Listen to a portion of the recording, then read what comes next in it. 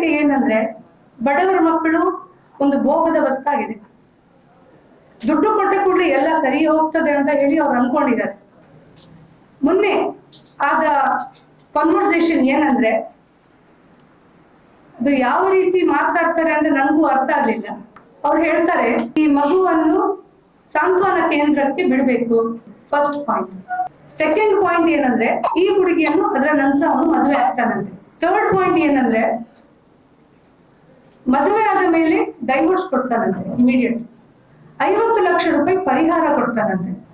ಅವನ ಕೇಸನ್ನು ಮದುವೆ ಆಗುವ ಮೊದಲು ಡಿಸ್ಪೋಸ್ ಮಾಡ್ಬೇಕಂತೆ.